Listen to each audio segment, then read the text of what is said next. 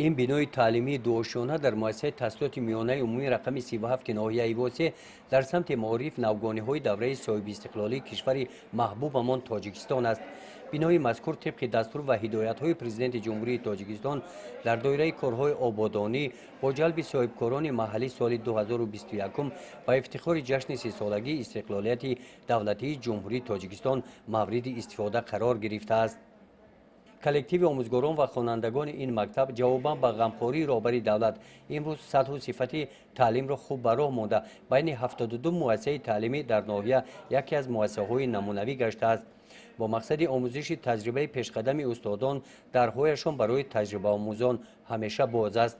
در 9 عدد صنفخانه‌های تعلیمی برای مشغولیت‌های درسی شرایط‌های مساعد فراهم آورده شدند.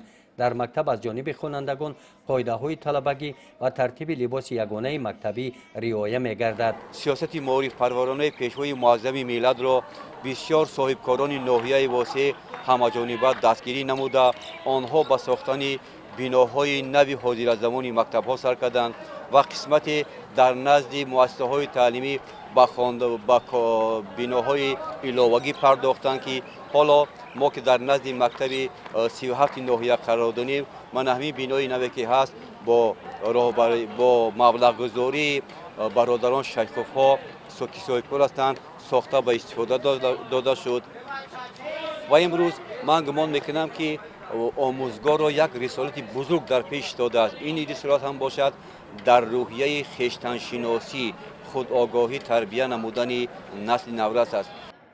با مقصد آموزش تجربه پیشقدم آموزگاران و خوانندگان مکتب اول ماه می در چاره‌بینی شعبه معارف ناحیه تحت عنوان یک روز شعبه معارف راهبران و جانشینان دیرکتوران مؤسسه‌های تعلیمی ناحیه با فعالیت کاری این مؤسسه تعلیمی از نزدیک شناس شدند.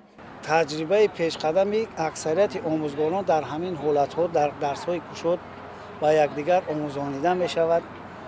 من قریب که در ناحیه ما زیاده از 60 نفر تجربه پیشقدم حاضر آموزگاران و آموزگاران جوان همکاری کرده ایستاده اند. طبق اطلاع رهبریت شعبه معارفچیان ناحیه واسه جواباً به غمخوری‌های دولت و حکومت روند تعلیم و تربیت را در مؤسسه‌های تعلیمی باز هم پرقوت نموده در سمت تربیت و تندرستی نسل نورس کشور سهمی ارزنده می‌گذارند. گزارش خواجه نظری خدای نظر ظهوروف از ناحیه واسه برای برنامه اطلاعاتی نوید.